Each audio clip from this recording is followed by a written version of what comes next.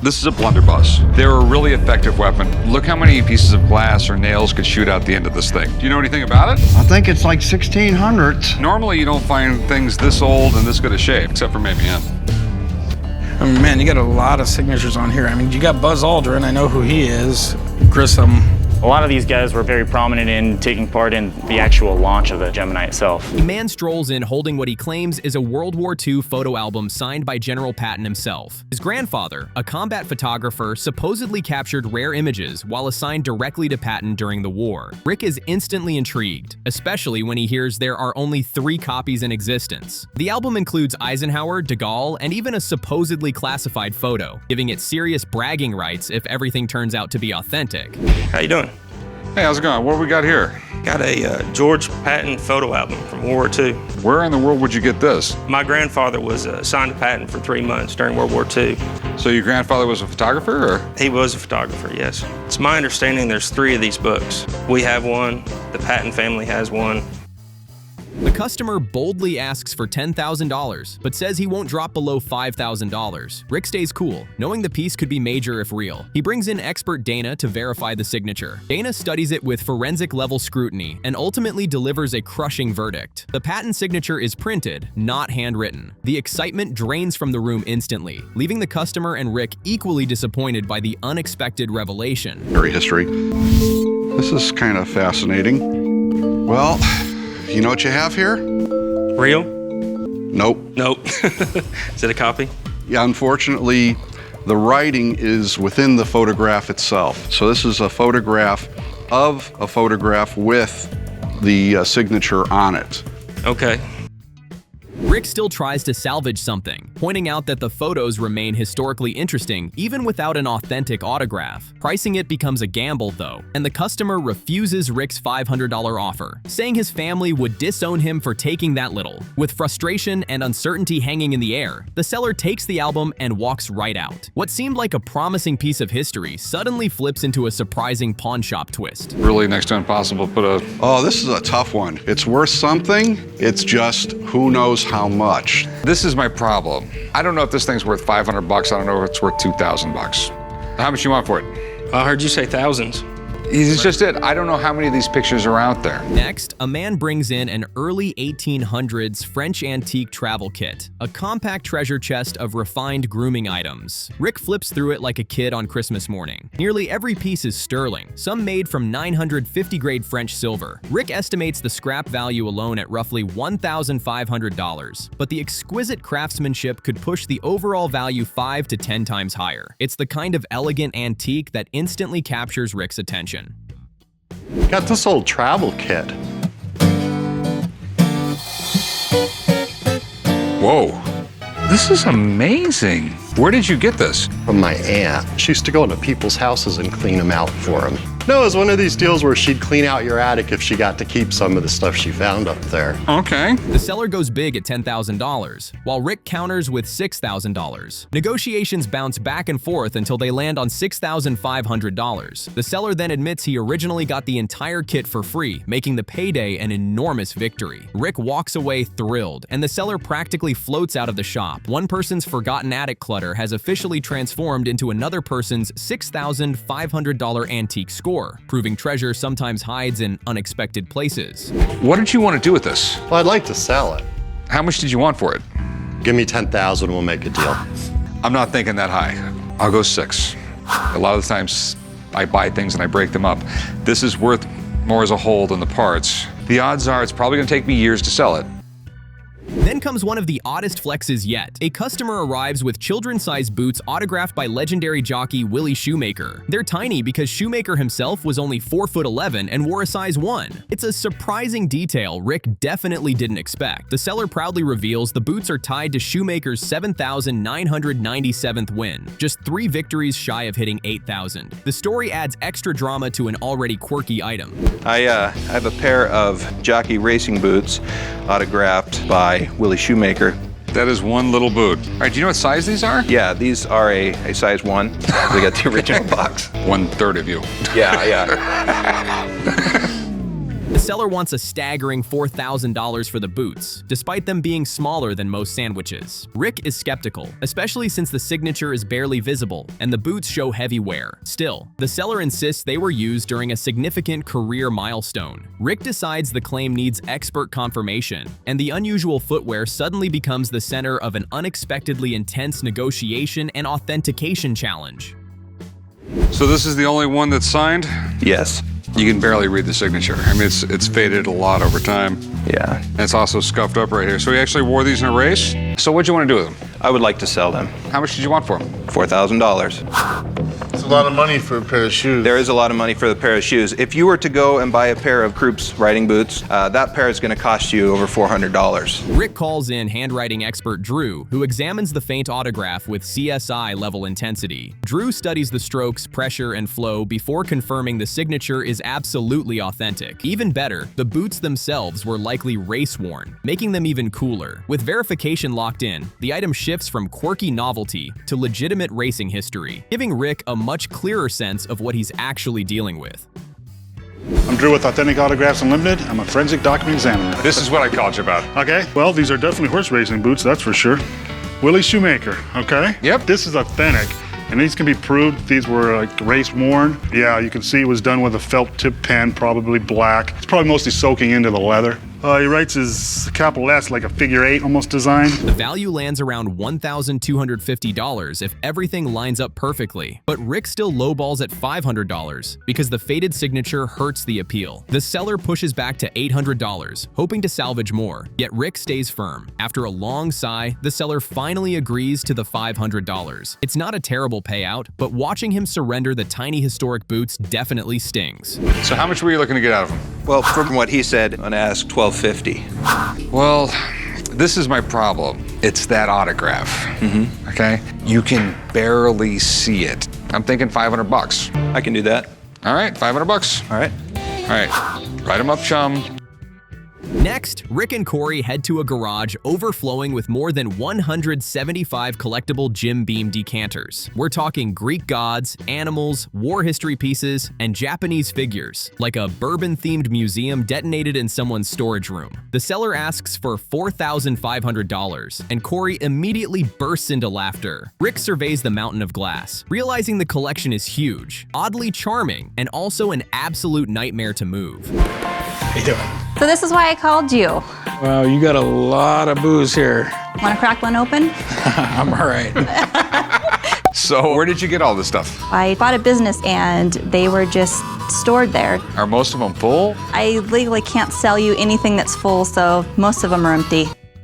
Rick offers $500. The seller insists the collection is worth at least $4,000, but Rick doesn't budge. She negotiates desperately and pushes for $600. Rick finally caves, sealing the deal. Corey's expression instantly shifts to dread as he imagines hauling countless fragile decanters back to the shop. The sale may be done, but the cleanup mission has only begun, and Corey knows he's stuck with the heavy lifting. I think a fair price to ask is $4,500. Oh, you're gonna hate it. Like $500. What do we say we go $1,000? I'd give you $500 for all of them. Meet me in the middle? No.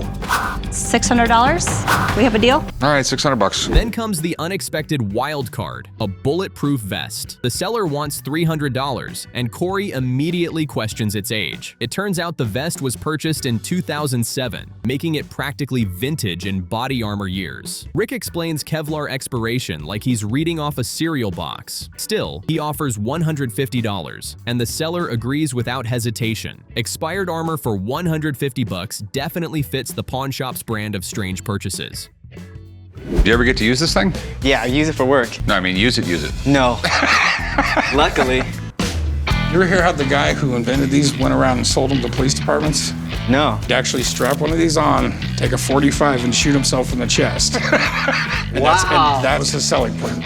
Finally, Rick realizes the mountain of decanters he purchased is now overwhelming the shop. We got like 10 more cases of those things coming in. He groans. Corey shoots him a look that screams, "This was your brilliant idea, not mine." With shelves overflowing and glass everywhere, Rick's moment of bargain hunting excitement quickly transforms into logistical chaos. The deal may have seemed small, but the aftermath becomes a towering headache. A lot of Jim Beam bottles. I sort of got some buyer's remorse over it. Ain't that the damn truth? Yeah, but we got like 10 more cases of those things coming in.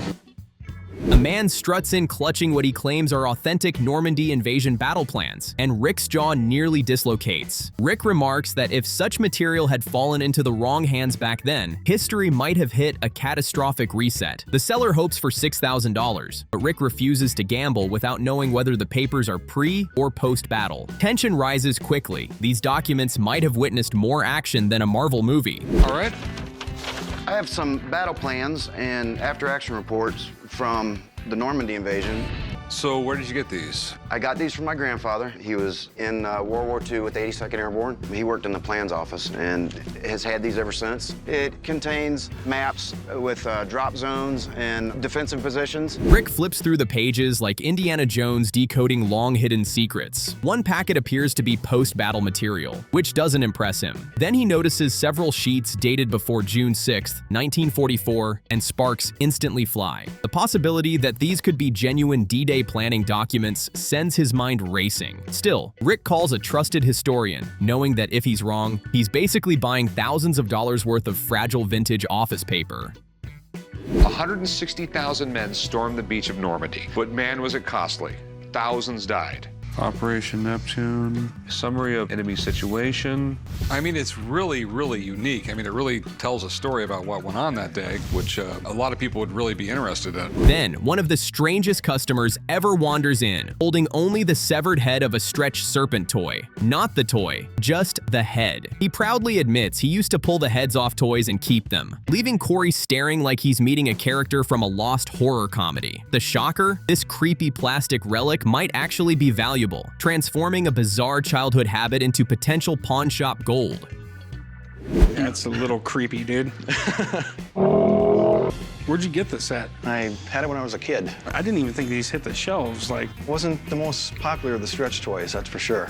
What's a stretch toy? They were made by Kenner back in the 70s. Corey drops the bomb that complete stretch serpents can sell for roughly $12,000, leaving him baffled that the customer saved only the head. The seller shrugs, totally unfazed by his childhood toy decapitation spree. He asks for a few thousand, but Corey fires back with $300. Negotiation heats up fast. The customer counters at $800 before Corey ultimately lands the deal at $500. Somehow, this plastic head negotiates like a true pro. any idea what you want for it? I guess if the whole stretch serpent, sold for $12,000, I'm hoping the head would be worth about half of that. How about a couple $1,000s? I couldn't go a couple thousand, my man. I really couldn't. Collectors of these things want the entire thing. I'd pay you around $300 for it. Yeah, I'd probably... Right after that odd victory, a man arrives with an old-school leather football helmet from the early 20th century. Rick lights up immediately because he loves vintage football gear. When Rick asks how it feels, the seller bluntly says, "Not good," echoing the reaction to tight helmets everywhere. Rick explains that these early models were basically Shoemaker-grade leather caps, and that players once died before the league made them mandatory, adding context to the relic. It's a football helmet. What fit you? No, my cranium's extremely large. It's for that huge brain of yours. Right around the teens or the 20s, the helmets became optional. It was much more brutal than today, a lot less rules. Despite the dark history lesson, the helmet itself is in surprisingly good condition. Still, Rick isn't moved by nostalgia and opens with a $100 offer. The seller pushes back and they haggle like they're bartering at a bustling flea market. After a few rounds, they land at $130. It's not life-changing money, but for a dusty piece of early football equipment, the outcome feels like a small but satisfying win. I'll give you $100 for it. $100, I can't do that. I'll go 125, that would be it, man. How about 130? No more haggling. All right, 130. I settled on $130. It seemed like they wouldn't budge, so I figured I might as well just take what I can get and run with it. Next up, a man presents several Franco-Prussian war saber bayonets. He casually explains that his father, a surgeon, often received antique weapons as payment from patients, which Rick finds both fascinating and alarming. Rick jokes that he expected the story to end with the father actually using the blades during surgery. The bayonets look like they belong in a dramatic Tarantino scene, but Rick notes they're more decorative than legendary, keeping expectations realistically grounded. Hey, what do you got here? We have a pair of saber bayonets from the Franco-Prussian War. I got them from my father. He was a surgeon, and some of his patients couldn't pay for services, so they paid him in kind. Okay, I thought you were going to say that he used these for surgery. Oh, yeah. The customer hopes for $500, but Rick counters aggressively at $125, stressing that the pieces are mainly for display rather than battlefield prestige. They negotiate briefly, and Rick nudges the offer to $130. The seller accepts, leaving with cash and a grin. Rick seems stuck in a $130 groove today, but for a pair of slightly rusty antique blades, the deal lands solidly in the win column. I'd like $500 for the pair. That's a little pricey for these. Okay. I'd give you like 125. Is that for both or one? That's for both. For both, 125. Okay. Can you go 150? But the real drama circles back to that toy head. Corey's bold $500 gamble does not sit well with the old man, who practically erupts when he hears the price. "You spent how much on a piece of plastic?" he roars, threatening fury and chores. Corey stands firm, betting everything on his instincts, and if he's wrong, he promises to clean the entire store. Suddenly, the toy head becomes the center of a high-stakes wager. You got to be kidding me. Corey! Damn it. Did you see that? He bought a little green ball for $500. Sometimes I think he's the king of stupid. Corey, I'm yelling about you spending $500 on a piece of friggin' plastic. Toy expert Johnny arrives like a verdict-delivering hero. He studies the strange relic carefully before announcing that the head alone could bring $4,000 to $5,000 on the market. The boom is instant. Corey wins the bet, and the old man is left speechless, muttering, "Even broken clocks are right twice a day," as he begrudgingly grabs his cleaning supplies. For once, Corey's wild gamble pays off spectacularly, turning plastic into profit. You familiar with Stretch Armstrong? I had a Stretch Armstrong in the early 70s, yeah. This is the head of a stretch serpent. You definitely hit a home run if you only paid $500. What? Just this alone, a guy would pay $4,000 to $5,000 just for the head. Oh, thank you. Someone's cleaning the shop. Really? $4,000 or $5,000? Meanwhile, Rick's historian friend arrives to inspect the Normandy documents. He studies the pages with reverence and confirms that several are genuinely pre-invasion planning materials, the kind of maps and notes generals would have protected fiercely. But there's a painful catch. The documents are extremely fragile and cannot be framed or safely displayed. Exposing them to light would destroy them. Their historical significance is enormous, but their practical retail value collapses instantly. Operation Neptune was the Allied airdrop into France as part of Operation Overlord, which was the invasion of Normandy. Now, this was the battle that changed World War II and led to the ultimate destruction of Germany, rather than just going in through the front door. And the idea was we were going to concentrate all these people in a couple of specific areas. Rick's heart sinks as reality sets in. The documents are museum-worthy, but completely unsellable in a shop environment. He explains that he can't frame them, can't display them, and ultimately can't justify spending thousands on pieces destined to deteriorate. "I run a business, not a history class," he sighs. The customer walks out carrying priceless wartime intelligence, yet earns $0. It's a brutal but necessary reminder of the pawn shop's limits. Pieces rather than display pieces. These are quick production pieces from World War II. This just doesn't hold up. It is not color fast. If you get any light on it, these are the sorts of things, you put this in a frame and put it up on the wall, it's gone.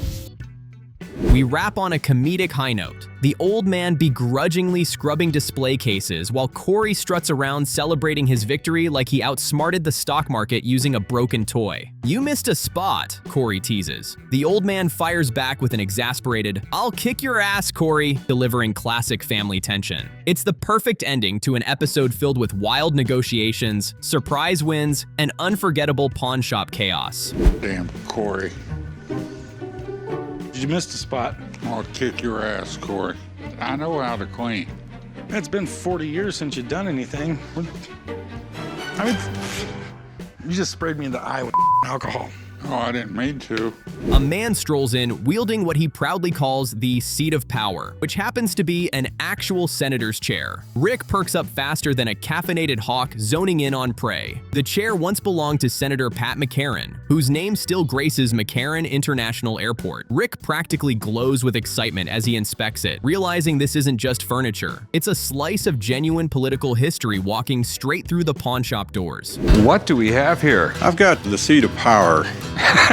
Okay. It belongs to Senator McCarran. Or at least it used to. He hasn't been around for a while. I mean, if this was McCarran's chair, it's got a lot of history to it. Got a squeaky chair. Rick sits in the chair and jokes, "I feel like a better person," clearly smitten. Still, he's not dropping major money without confirmation, so he calls in a historian. When the expert arrives, things escalate quickly. Suddenly, it's not just about the chair. It's about verifying legacy, Senate authenticity, and whether Rick is about to spend thousands on something truly monumental. You can practically feel his anticipation building as every detail gets examined under a historical microscope. Senator McCarran was a very powerful guy in the Senate. He served during the Great Depression, World War II, the Korean conflict. You mind if I sit in it? Please do.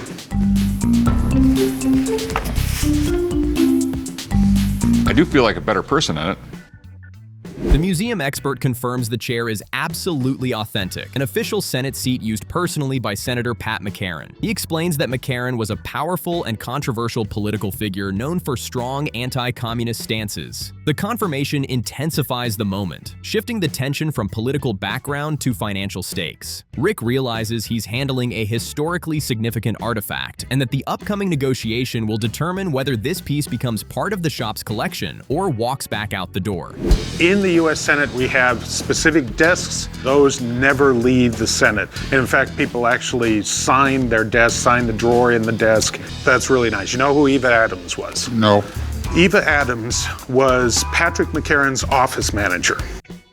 Negotiations begin with the seller asking $5,000. Rick counters with $3,000, and they volley numbers while keeping things friendly but firm. After some back and forth, Rick inches up to $3,100, finally sealing the deal. Relief floods his face as the agreement finalizes. He looks like a man who dodged a potentially bad purchase but still secured a historic seat, literally taking home a chair filled with political heritage. You never see one of these come on the market, so what's it worth is really difficult. How about $2,000? $5,000. I will go $3,000, and that is it. $3,500. Before the shop can settle, a man walks in carrying a NASCAR fire suit worn by Ryan Newman. It's a hot item, literally, and the seller wants $1,000. Rick's expression makes it clear he isn't dealing with a racing legend like Dale Earnhardt. Still, the suit is intriguing enough to call in Johnny, their in-house NASCAR guru, because without authentication, Rick refuses to risk money on memorabilia that might not hold real collector value. What do we got here? Got a Ryan Newman fire suit. I believe it's from 2002, 2003. Do you wear this thing driving around town? No. I was cleaning out a warehouse, actually, working for a company. Found a box with the suit, the gloves, and they said, take it. Have you tried it on? Actually, I did, to see how it actually fit. I've worn them before. They're hot, aren't they? Yeah. Johnny examines the suit and quickly confirms it's genuine, but he also spots an issue. The gloves don't match and are clearly cheap replacements. Even with the flaw, he values the suit at around $600, which completely deflates the seller's original hopes. Reality hits hard. Authentic or not, the mismatched accessories drag down the overall worth, leaving the seller visibly disappointed by the unexpected valuation drop. Ryan Newman, they call him the Rocket Man. This guy used to win every poll every week. He's quick. Has he ever won any races? I'd say probably 15 Winston Cup Series races. Do you think Ryan Newman wore this in a race? Yeah, this is authentic. The negotiation heats up immediately. Rick starts with a $400 offer, prompting the seller to plead for $500. They stare each other down with sarcastic quips and poker faces before eventually compromising at $450. Corey jokes that the seller could strip down the street to get rid of it faster, adding one last burn before the deal closes. The suit finds a new home, and the seller walks out slightly bruised but paid. So how much you looking to get out of it? Well, I'm trying to get like at least 1,000 out of it. I'd give you $400. 500? I'll go 400. 450? Give him 450. All right, let's go do some paperwork. Thanks. Guys offered me 400. I was able to negotiate 450. Next, a man arrives carrying a Gemini launch photo, supposedly signed by multiple astronauts. Corey is immediately intrigued, but wary. A lack of paperwork is a massive red flag, especially for high-profile signatures. Sure, Buzz Aldrin's name is recognizable, but several others look completely unfamiliar. Corey knows astronaut autographs are heavily forged, so he calls Drew, their trusted handwriting expert, to determine whether they're dealing with priceless space memorabilia or an expensive disappointment waiting to happen. I got a picture of the Gemini launch space program. It's got a whole bunch of autographs from a lot of the astronauts. Buzz Aldrin's on it right here. You got Buzz Lightyear on there? Where'd you get that? I was going through my grandfather's stuff. He was a fighter pilot for the United States Air Force. I fly for the Air Force now. Figured. Corey's concerns are valid. While Aldrin's signature stands out, the other names raise doubts. Without documentation, the risk skyrockets, and Corey refuses to take the seller at face value. To avoid dropping thousands on something questionable, he brings in Drew to authenticate the signatures. The tension rises sharply. This could be worthless fan art or a discovery worth several $1,000s. Everyone leans in as Drew begins his careful, expert analysis of every name. Real, it's definitely worth some money. So I called up my buddy Drew to come down and check it out to make sure these signatures are authentic. Hey, how are you guys doing? Is this that Gemini piece we're talking about? Yes, it is. I know Buzz Aldrin, Grissom, but that's all I see on there. That Drew inspects the signatures closely, and then jaws drop. One of the names belongs to Neil Armstrong, the first man to walk on the moon. Corey gasps like someone just revealed a secret Elvis comeback tour. Drew confirms every signature is 100% authentic, and the photograph is easily valued between $4,000 and $5,000. The room instantly shifts from skepticism to awe, and Corey realizes a genuine piece of space exploration history just landed in his lap. First man who walked on the moon, Neil Armstrong. I didn't even notice that. This is authentic. That would be the #1, the most valuable signature, definitely. Okay, these are definitely not auto pens. Okay, Right. So now we have to move on to the next stage to find out if they're authentic or not. Here we go with Neil Armstrong.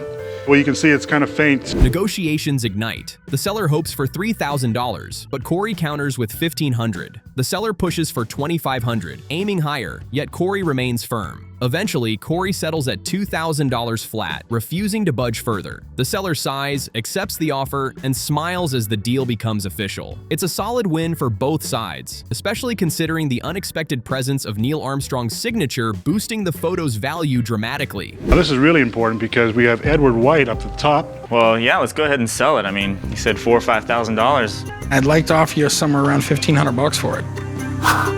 What do you say about $3,000? I'll bump it up to $2,000 if it helps you out, man. I guess I'll go ahead and take $2,000.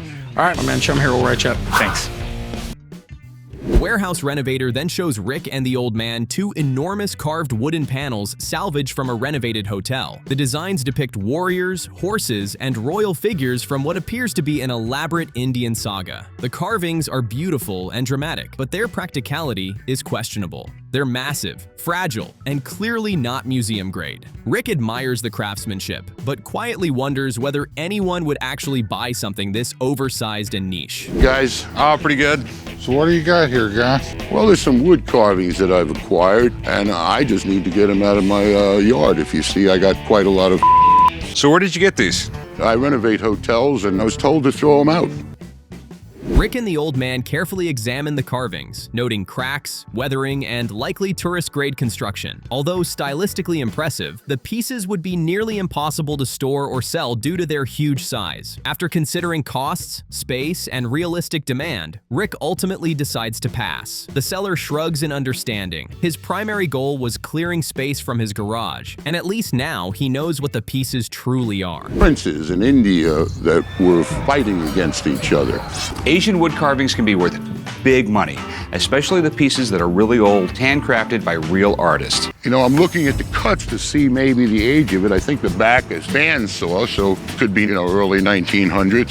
Finally, Rick surprises the old man with a newly furnished office complete with a comfortable chair, fresh desk, and ready-made coffee setup. The old man puts on his grumpy act, pretending not to like it, but a tiny smile gives him away. It's a warm, funny ending to an episode packed with high-energy negotiations, space-age discoveries, political artifacts, and family banter. Exactly the kind of chaos that makes the shop endlessly entertaining. Tell me, Rick. Will you please just indulge me? Surprise! This is nice. What is it, Rick?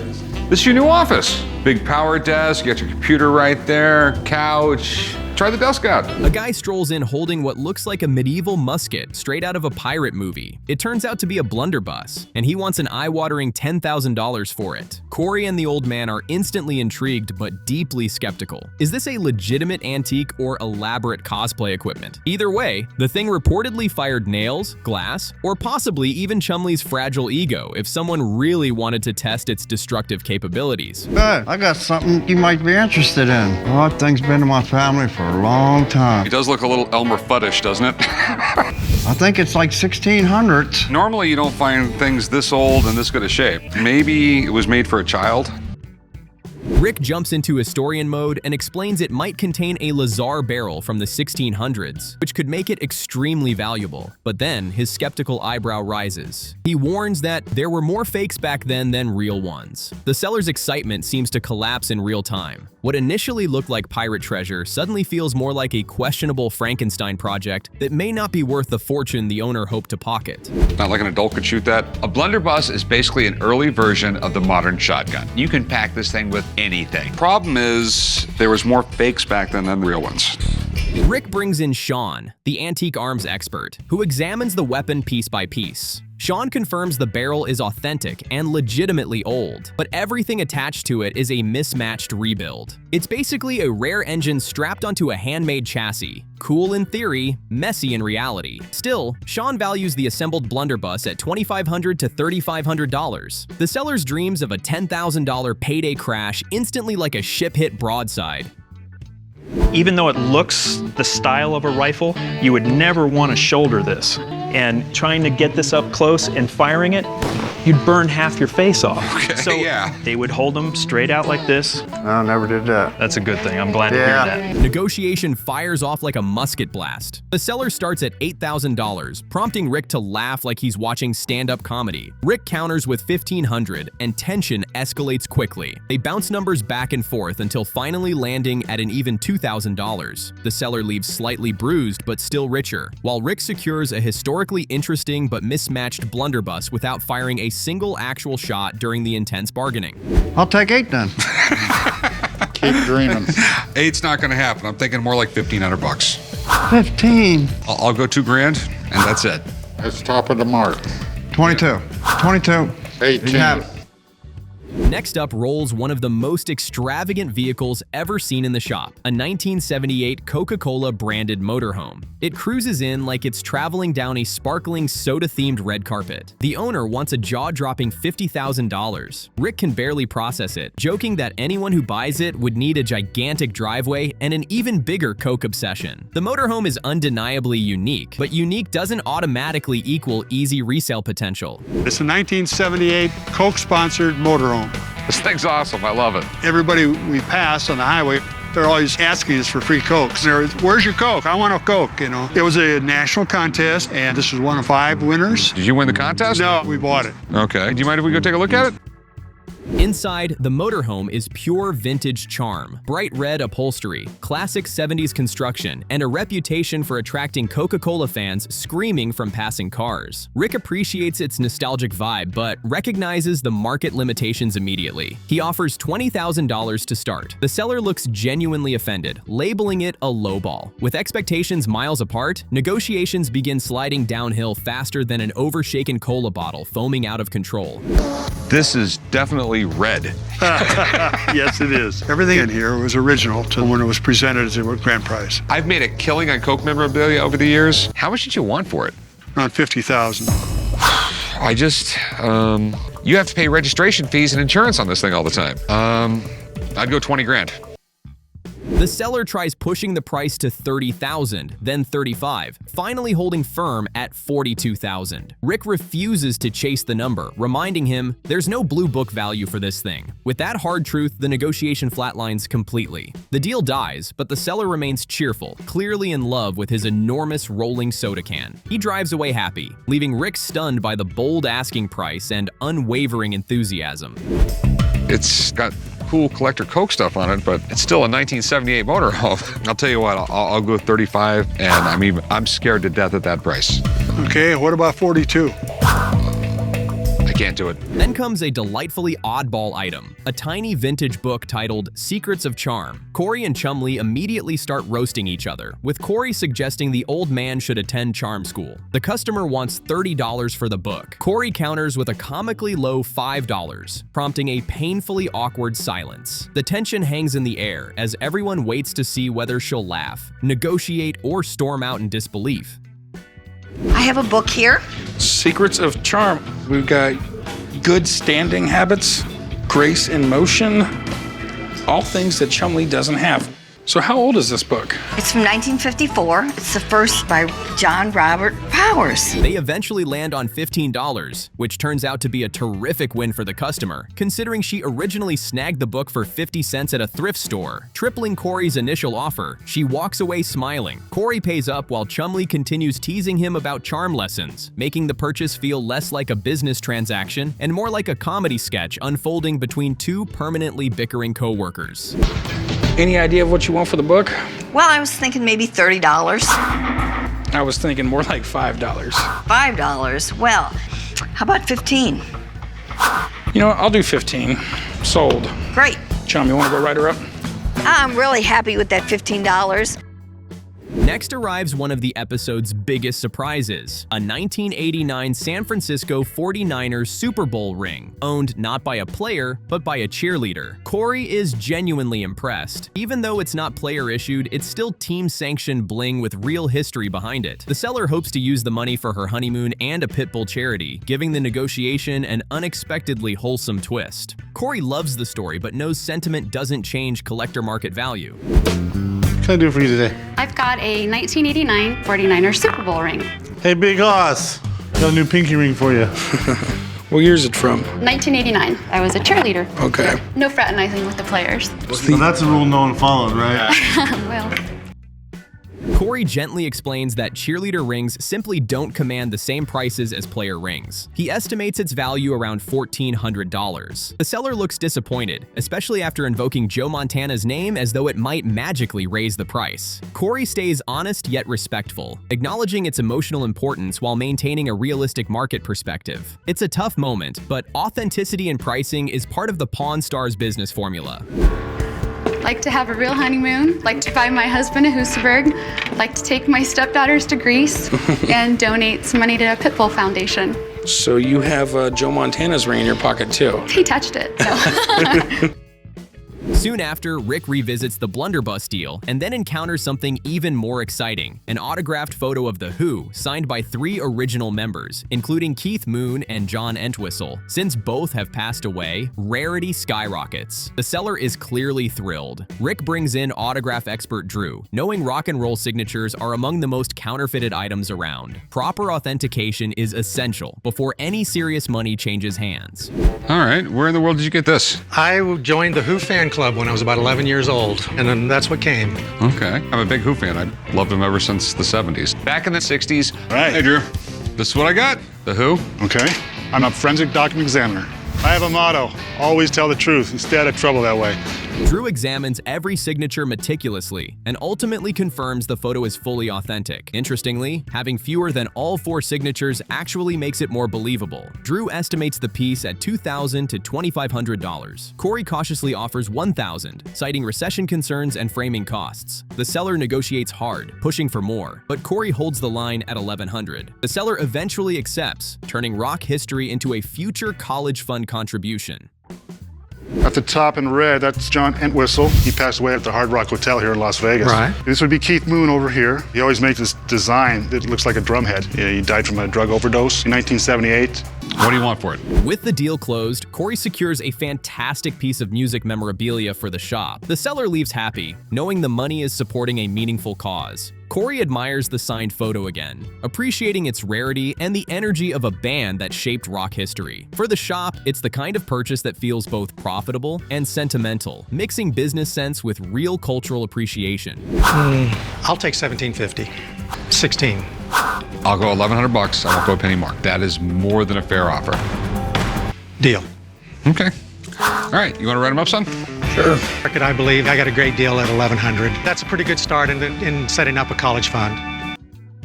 Just when it seems the episode might calm down, a man walks in carrying a 1960s speed reading machine. Yes, an actual mechanical device designed to make you read faster. Chumlee is instantly fascinated like a kid discovering a shiny new toy. The seller wants $5. Rick humorously throws out $20 just to clear space, and to give Chum something harmless to fiddle with that won't explode, misfire, or accidentally spin off into chaos. Somebody donated it for a church rummage sale, and the pastor gave it to me to see what we could do with it.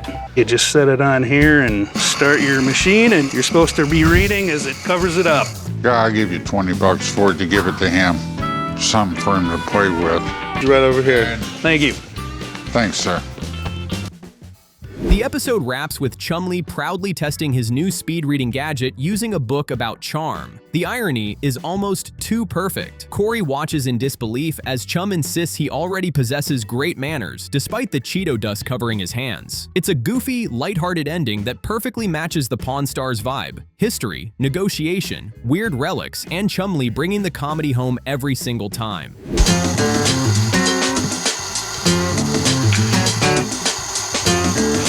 What are you doing? Speed reading a book. About what? Charm. Does it tell you how to eat chicken wings without getting them all over your shirt or anything like that? It's more about the speed reader and less about the chicken wings, Big Hoss.